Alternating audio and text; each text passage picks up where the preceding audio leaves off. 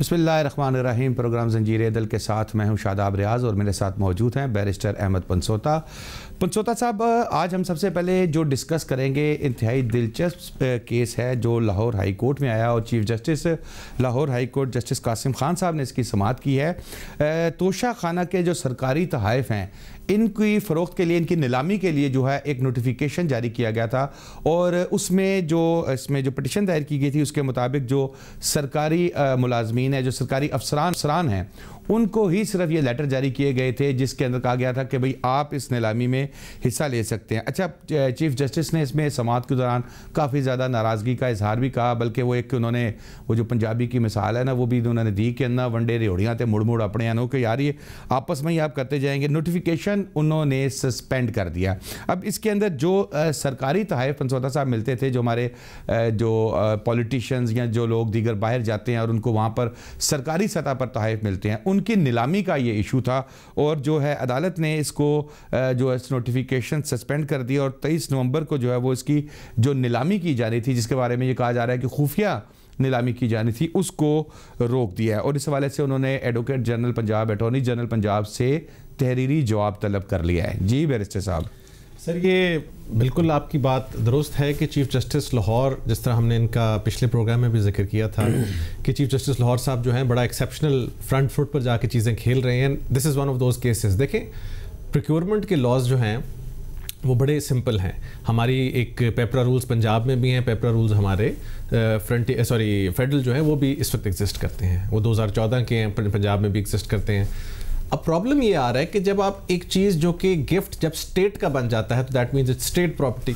जब state property को आपने ऑक्शन करना है तो आप उसको सीक्रेटली क्यों करना चाहेंगे? आप तो चाहेंगे कि it should fetch the best price. Secretly करने का सिर्फ एक मकसद हो सकता है कि आपके जो चंद मंजूर नज़र लोग हैं उन तक चला जाए या एक सर्टन प्राइस दे के वापस चला जाए। तो वो एक चीज़ नज़र आ रही है जैसे कि उसको सारे का सारा प्रोसेस को प्लान करके किया जा रहा है। चीफ जस्टिस साहब ने इसका नोटिस लेते हुए, और आजकल उनके पास बहुत सारे प्रोक्योरमेंट मैटर्स लगे हुए हैं जिसमें चीफ जस्टिस साहब की जो अटमोस्ट कोशिश है वो ये है कि पाकिस्तान के मुल्क का नुकसान ना हो और पाकिस्तान जो या पंजाब के लेवल पर जो भी प्रोजेक्ट है या जो भी चीज़ जो कि सरकार को बिलोंग करती है या सरकार का पैसा है उसको in the best judicious possible manner जो है एक इम्प्लीमेंट किया जाए। सिमिलरली इस केस में उन्होंने अपनी जिसे कहते हैं जुरिस्डिक्शन अस्यूम की और बिल्कुल दुरुस्त कहा। उन्होंने कहा सबसे बुला के जवाब तलब किया जाए और पूछा जाए कि कौन सी ऐसी जरूरत थी जिसकी वजह से आपको उसको खुफिया करना पड़ेगा। गवर्नमेंट तो कोशिश करती है कि ओपनली करे। अच्छा, खुफिया क्यों करेगी? थोड़ा सा मैं इसमें मजीद ऐड करूंगा। देखिए पंसोता साहब, जैसे कि हमारी मौजूदा हुकूमत की एक नारा है कि शफाफ और साफ और शफाफ होगा, और वो साफ चली शफाफ चली, वो भी था। आर्टिकल 25 की खिलाफ वर्जी क्या है इसमें? उन्होंने कहा कि आर्टिकल 25 की खिलाफ वर्जी नहीं की गई। आर्टिकल 25 क्या है ये भी आपने बताना है। क्या ये शफाफ बिडिंग है? इसको पहले इससे पहले जो है वो कोई इसके इश्तिहार दिया गया या कोई इस तरह की चीज़ दी गई? क्या सब कुछ सिविल ब्यूरोक्रेसी लेने की हकदार है? इसके अलावा उन्होंने कहा कि क्या बाकी लोग इस मुल्क में जो हैं वो कीड़े मकोड़े हैं? पंसोता साहब सर, बात यह है कि सिविल ब्यूरोक्रेसी और समबडी बिहाइंड देम, कोई पॉलिटिशियन हो सकता है, कोई बंदा और हो सकता है जो इसके पीछे या एनीबडी, हम किसी एक सर्टन जो एरिया है उसको फोकस नहीं कर सकते कि अगर आपने ये देना ही है, अगर आपने सस्ते देने अपने मंजूर नज़र लोगों को देने तो आप उन लोगों को दे दें जो लोग बेचारे डिजर्व करते हैं, गरीब करते हैं। अगर सीक्रेट ऑक्शन का तो मतलब यही है।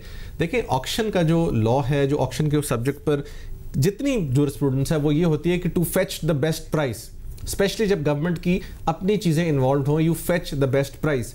अब यहाँ पर आप मुझे बताएं, सीक्रेट ऑक्शन से how can you fetch the best price? मेरी तो समझ से बाहर है कि इस किस्म के डिसीजंस क्यों लिए जा रहे हैं, जबकि पीटीआई गवर्नमेंट ने तो इसके ऊपर एक प्रिंसिपल स्टैंस लिया था कि सारी की सारी जो स्टेट की चीज़ें हैं जो कि अननेसेसरी चीज़ें हैं उन चीज़ों को हम वापस किसी ना किसी तरह सेल कर पैसे स्टेट को आएंगे। तो अगर आपने बेस्ट इन ऐसे अमाउंट जनरेट करनी है तो आप उनको ओपन ऑक्शन करें, एग्जैक्टली ओपन ऑक्शन में लेके जाएं। अब ये देखें ना, अब फिर वो जो हमारी पंसोता साहब इस प्रोग्राम में अक्सर इस पर बहस होती है कि जब अदालतें बीच में इस तरह के मामलात में आती हैं, बेशक के रिट पिटिशन के ऊपर आए, तो हुक्मरान जो भी होते हैं, चाहे वो साबका थे, मौजूदा हैं या आगे वाले, इनको ये बड़ा एतराज़ होता है कि ये क्या जुडिशल एक्टिविज़म शुरू हो गया, हमें काम नहीं करने दिया जा रहा। अब इस तरह की चीज़ें की जाएंगी, रूल्स को फॉलो नहीं किया जाएगा, तो फिर तो अदालत तो बीच में आएगी। सर बिल्कुल अदालत बीच में आएगी। मैंने आपको सबसे पहले कानून साइट किया है पब्लिक प्रोक्योरमेंट रेगुलेटरी अथॉरिटी, यहाँ पर जो है पेपरा रूल्स जो है 2014 की, क्योंकि अगर ये फेडरल गवर्नमेंट की उसमें आता है, डोमेन में आता है, या उनके पास गिफ्ट्स हैं, तो उसका एक प्रोसेस लिखा हुआ है। उसका प्रोसेस ये लिखा हुआ है कि आपने अगर कोई चीज़ सेल आउट करनी है, आप बेसिकली आप उसको थ्रू एन ऑक्शन करेंगे, और जो भी डिपार्टमेंट ऑक्शन करेगा वो उसका पहले अखबार में इश्तिहार देगा। अखबार में इश्तिहार देने के बाद जो लोग हैं वो अपनी बिड्स देंगे, उसमें प्रोसेस मुख्तस किया जाएगा कि सिंगल स्टेज 1 एनवेलप बिडिंग है, 2 स्टेज 2 एनवेलप बिडिंग है, या जो भी तरीकाकार हमारे कानून में मुख्तस किया गया है। एंड देन यूजिंग दैट आप जो है उसको ऑक्शन करेंगे। ऑक्शन जिसे आप कहते हैं ऑक्शन ऑफ गुड्स या सर्विसेज हैं, कुछ भी है। यहाँ पर चूंकि एक ऐसे गिफ्ट्स हैं जो कि गवर्नमेंट की प्रॉपर्टी बन चुकी है, जब आप उनको ऑक्शन करेंगे it will automatically fetch the best price. हर आदमी कोशिश करेगा इसको लेने की, बिकॉज इसकी ऑब्वियसली एक साथ साथ गुडविल भी एसोसिएटेड है, इसके साथ एक ऐसी प्राइस भी एसोसिएटेड है कि गवर्नमेंट के ज़ाहिर है एक प्राइम मिनिस्टर साहब को या चीफ मिनिस्टर साहब को अगर एक गिफ्ट किसी दूसरी गवर्नमेंट की तरफ से मिला है तो पंसोता साहब को हल्का तो नहीं होगा ना, फिर उसकी उसी तरीके से उसकी जो है वो मार्केट में अगर ये ओपन करेंगे बिड तो उसके पैसे भी मिलेंगे और वो कौमी खजाने को फ़ायदा पहुंचेगा उसका। शादाब साहब, जो गिफ्ट्स इनको UAE से, सऊदी अरेबिया, इस तरह के ममालिक से मिलते हैं वो तो बहुत महंगे होते हैं। वो घड़ियाँ तो लगभग 2-2.5 करोड़ 3-3 करोड़ तक की घड़ियाँ हैं, जिसको इमरान खान साहब ने एक घड़ी वापस भी की थी उनको, अगर आपको याद हो तो उन्होंने कहा था कि इसको लेके डोनेट कर दिया जाए, गवर्नमेंट को दे दें या शौकत खानम को दे दें या जिसको भी दे दें। लेकिन कई अब शौकत खानम को रहने दिए, अब तो गवर्नमेंट गवर्नमेंट को बनता है सर, बिकॉज गवर्नमेंट का है। मैं एग्जांपल दे रहा हूँ कि उन्होंने जो उसको प्रिंस को कहा था, या जो सऊदीज थे, रूलर्स थे, उनको कहा था कि मुझे इसकी जरूरत नहीं, इतनी महंगी घड़ी मैं नहीं रखना चाहता। हालांकि उस गिफ्ट का प्रोसेस ये पाकिस्तान में आके एक सर्टेन परसेंटेज देके आप अपने पास उस गिफ्ट को रख सकते हैं, उसके एक पैसे पे करके, लेकिन ही प्रेफर्ड नॉट टू। इसी तरह मैं कहता हूँ कि अगर ये सारे के सारे जो गिफ्ट्स हैं जो कि बहुत ज़्यादा मालियत के, इनको सेल कर दिया जाए, और वो भी एक ऐसे प्रोसेस है जो कि कानून में तरीक़ाकार लिखा हुआ है प्रोक्योरमेंट का या ऑक्शन का, तो मेरा नहीं ख्याल कोई ऐसा प्रॉब्लम आएगा इसमें। बिल्कुल ठीक है पंसोता साहब, ब्रेक लेते हैं और ब्रेक के बाद आएंगे तो एक और बड़ा अहम मसला आजकल जो चल रहा है कि एक तरफ गवर्नमेंट की तरफ से ये कहा जा रहा है, बार बार कहा जा रहा है कि कोरोना फैल रहा है और जलसे जुलूसों पे पाबंदी लगा दी जाए, पब्लिक जो है जहाँ इकट्ठी होती है उस पर पाबंदी लगा दी जाए और बहुत ख्याल रखा जाए। लेकिन दूसरी तरफ स्कूलों में जहाँ छोटे छोटे बच्चे जो हैं, और ज़ाहिर है जिस मुल्क के बड़े SOPs का ख्याल नहीं रख रहे उस मुल्क के बच्चे क्या SOPs का ख्याल रखेंगे। और बच्चों को अगर कोरोना अल्लाह ताला सब के बच्चों को अपने हिज़्ज़ो-मान में रखे अफेक्ट नहीं करता, तो कैरियर के तौर पे तो बच्चे बहुत ज़्यादा उसमें जो है वो काम कर सकते हैं। ब्रेक के बाद इस पर डिस्कस करेंगे।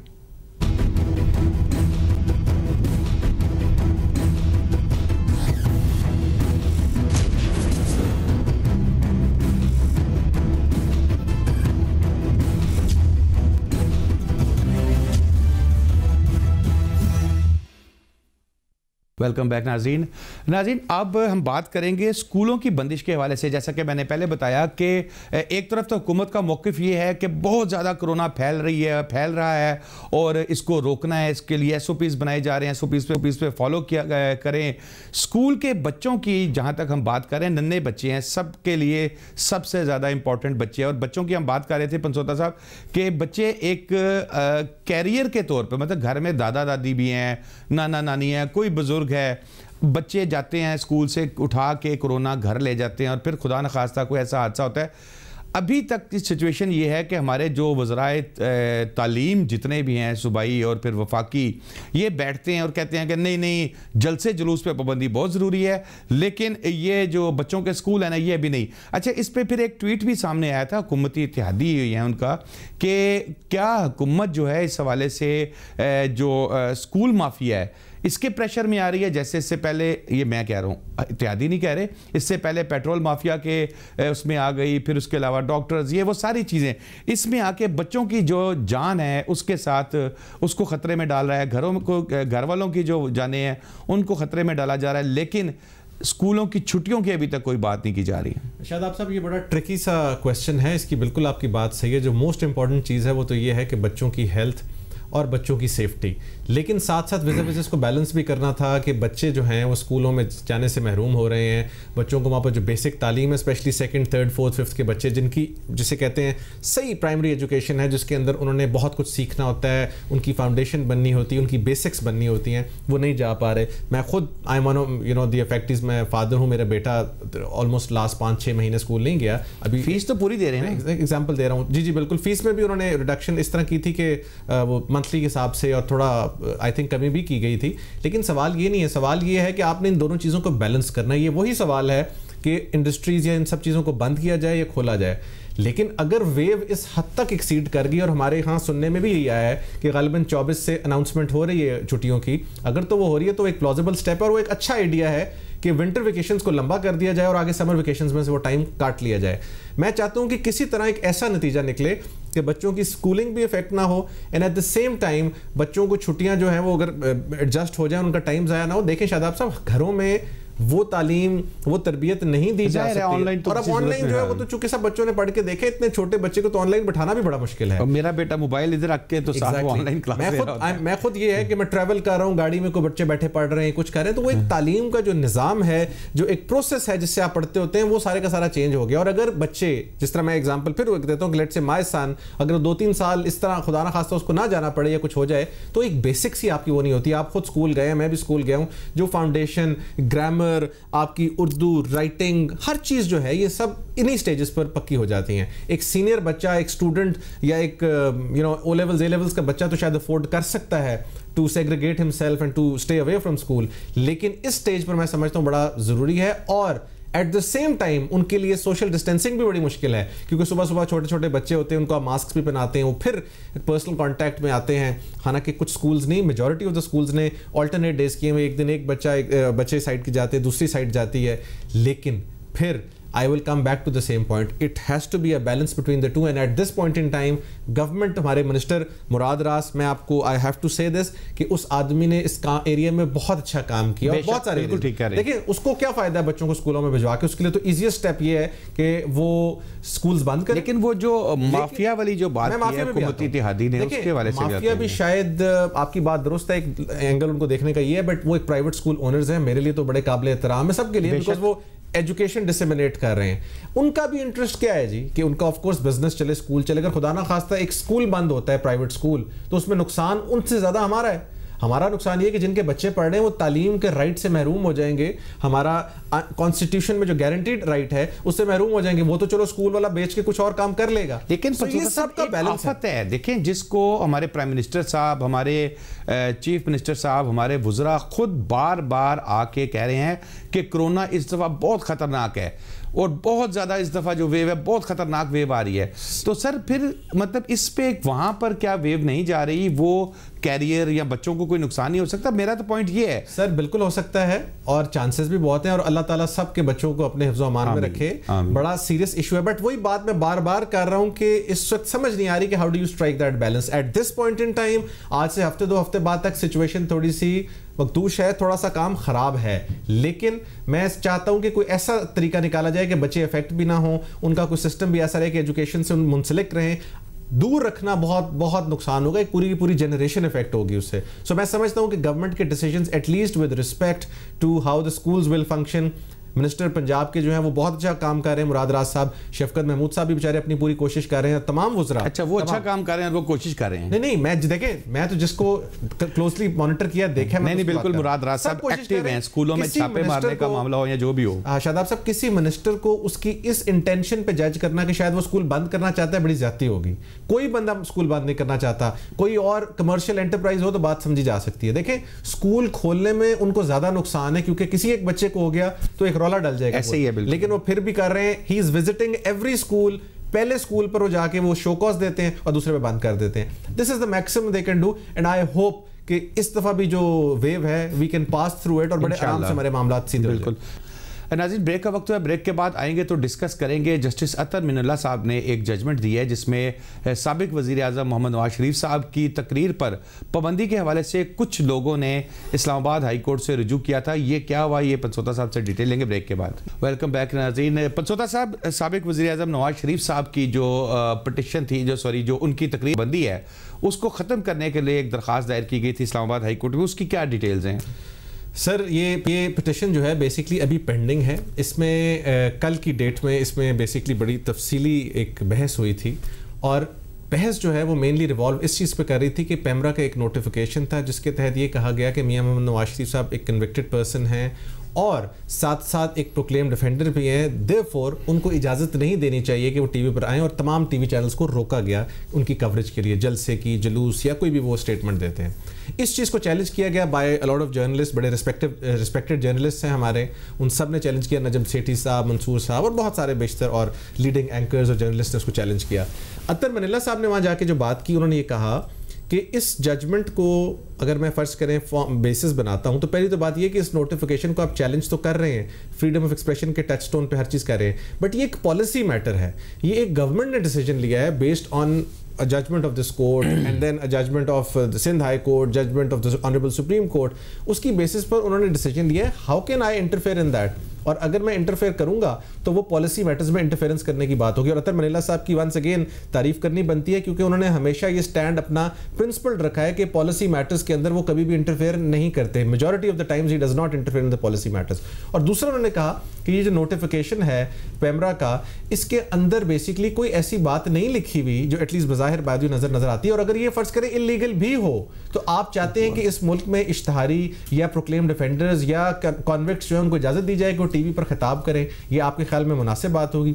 सलमान अकरम राजा साहब, once again one of the best lawyers in Pakistan, उन्होंने अपनी जो आर्गूमेंट्स बेस की, उन्होंने कहा कि सिंध हाई कोर्ट की जजमेंट भी और सुप्रीम कोर्ट की जजमेंट भी ऐसे पेमरा के कॉन्टेक्स्ट में कोई बात नहीं करती। जो 2016 की कराची सिंध की कोर्ट की जजमेंट है, वो बड़ी क्लियरली ये कहती है कि प्रोक्लेम डिफेंडर के कोई राइट्स नहीं एक्सेप्ट राइट ऑफ ऑब्वियसली जो आपका राइट टू लाइफ है, बाकी वो नादरा के कॉन्टेक्स्ट में जजमेंट थी। इसी को बेसिस बना के पेमरा ने भी अपने फैसले किए। तो अब ये डिसीजन लेना है अतर मनीला साहब ने। और मैं एक बात इस पे करूं, ये एक डिबेट है बड़ी इंपॉर्टेंट। मेरा इस पे स्टांस ये है कि हर वो शख्स जो अपने आप को कानून के ताबे नहीं करता, सबमिट नहीं करता, how can he claim benefit of that law? यानी कि बात यह है कि आप एक चीज जो है इसको सबमिट नहीं करते और आप कहते हैं मैं उसके सामने पेश नहीं होता, लेकिन जज साहब रिलीफ आप मुझे दे दें, ऐसे नहीं होता। ये बड़ा सिंपल है। सिर्फ एक आपका राइट है, fundamental right, and that is right to life और डिग्निटी जो है आर्टिकल 14 और आर्टिकल 9, वो आपसे नहीं ली जा सकती सब्जेक्ट टू लॉ, कि इन द सेंस कि आपको कोई फांसी की सजा हो गई है, उसके अलावा वो आपसे नहीं छीना जा सकता। बाकी तमाम rights are subject to law. Islamabad high court में पंसोता साहब एक मार्क एसोसिएशन की जानिब से भी एक रिट पिटीशन दायर की गई थी, जिसमें ये जो कोरोना की वजह से पाबंदियां आयद की गई हैं, इसको उन्होंने चैलेंज किया था। सर ये वंस अगेन जस्टिस अतर मनीला साहब के पास ही है और उसमें उनकी बड़ी खूबसूरत जजमेंट आई है, और उसी प्रिंसिपल को फॉलो करते हुए उन्होंने ये कहा है कि जो NCOC का फैसला है, जो बेसिकली बैन इम्पोज हुआ था, जिसके तहत इंडोर वेडिंग्स जो हैं उनको उन्होंने कहा था कि हम इजाज़त नहीं देंगे, उन्होंने कहा NCOC का फैसला है, उस फैसले के अंदर इंटरफेयर करना मेरी डोमेन में नहीं है, ये जुडिशल काम नहीं है कि उन्होंने बड़े तफसीली फैसलों का जिक्र करके उनको प्रेफर करके कहा कि ये मेरा काम नहीं है कि हम इन जुडिशल फैसलों के थ्रू करें। और एक उन्होंने बड़ी इंपॉर्टेंट बात की इसी जजमेंट में, उन्होंने जो बार बार उनका एक बड़ा व्यू, उन्होंने कहा कि जो कोविड है वो बिल्कुल बढ़ रहा है और एक बहुत बड़ी थ्रेट है पूरी सोसाइटी को, स्पेशली प्रिजनर्स को, जो कि उस प्रिजन के अंदर कैद हैं, जिसके अंदर जो चांसेस ऑफ स्प्रेडिंग हैं वो बहुत फास्ट हैं। इस चीज़ का उन्होंने जिक्र किया, लेकिन साथ साथ ये कहा कि मैं अपने फैसले को इस हद तक स्ट्रेच नहीं करूंगा कि जो NCOC का फैसला है, जो कि बॉडी साहब डिटेल से आपने तीनों टॉपिक से जो है हमें गाइड किया। आइंदा जुमे नए टॉपिक्स के साथ एक दफ़ा फिर हाजिर होंगे। शादाब रियाज को इजाज़त दीजिए। अल्लाह हाफिज़।